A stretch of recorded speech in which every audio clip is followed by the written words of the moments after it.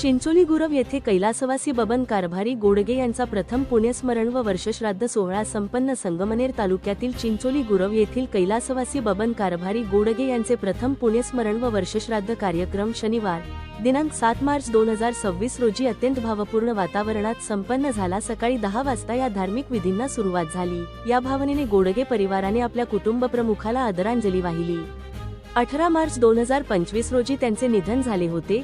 त्यांच्या स्मृतींना उजाळा देण्यासाठी या कार्यक्रमाचे आयोजन करण्यात आले होते. या निमित्ताने प्रसिद्ध कीर्तनकार शिवशाहीर ह.भ.प. शरद महाराज झवळे यांची कीर्तनसेवा आयोजित करण्यात आली होती. आपल्या ओघवत्या वाणीतून महाराजांनी मानवी जीवनाचे महत्त्व आणि सद्गुरू भक्तीवर प्रकाश टाकला. श्रोत्यांनी या कीर्तन श्रवणाचा लाभ घेतला.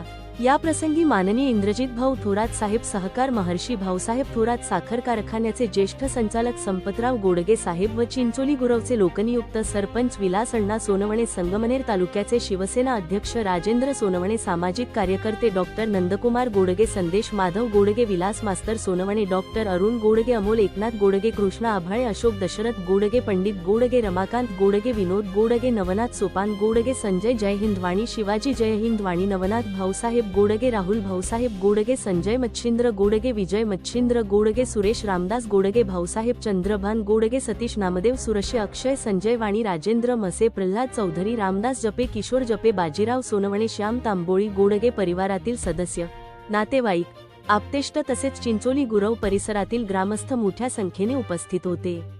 कैलासवासी बबन गोडगे यांच्या पत्नी भा. आशा बबन गोडगे, मुले अतुल आणि विजय गोडगे तसेच संपूर्ण गोडगे परिवाराने आलेल्या निमंत्रितांचे आभार मानले. तिला 100 रस्ते दिसत होते, पण शेवटचा रस्ता तिला पंढरपूरचा दिसला. कुठला दिसला मावशी? पटकन बोला. कुठला दिसला? पंढरपूरचा. ही वेश्याची कन्या कानोपात्रा पंढरपुरात आली. चंद्रभागेचं पाणी पाहिलं आणि चंद्रभागेत उडी मारणार तेवढ्यात तिच्या मनात विचार आला, जर चंद्रभागेत उडी मारून मरण्यापेक्षा जर एकदा विठ्ठलाचं त्या ठिकाणी चेहरा पाहिला आणि एकदा विठ्ठलाचं, तिला 100 रस्ते दिसत होते, पण शेवटचा रस्ता तिला पंढरपूरचा दिसला. कुठला दिसला मावशी? पटकन बोला. कुठला दिसला?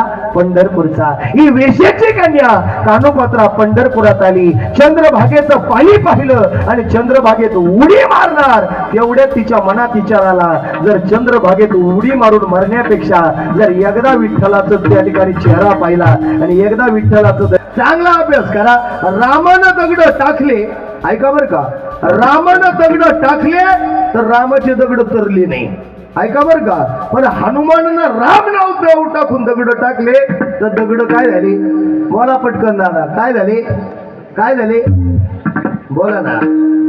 तरली. आता मला खरं सांगा, आमच्या इकडं लाह्या जर पाण्यात टाकल्या ना, जळी दगडा सहित वाह्या, त्या ठिकाणी महाराज कार्यालया जायच्या लाया. आमच्या इथं जर लाया पाण्यात टाकल्या ना बुडून जात्या. तुमच्या काय होत्या? काय होत्या? तुमच्या का बुडात्या का? तुमच्या लक्षात नाही आलं का?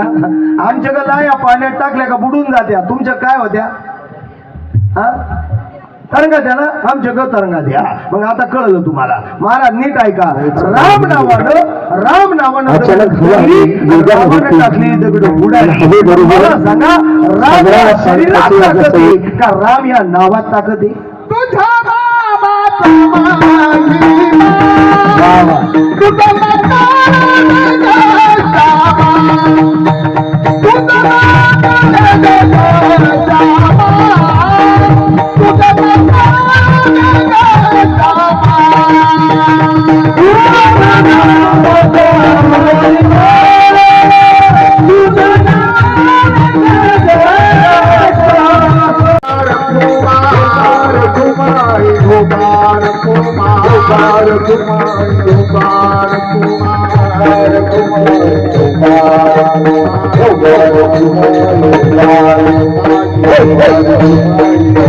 Hey,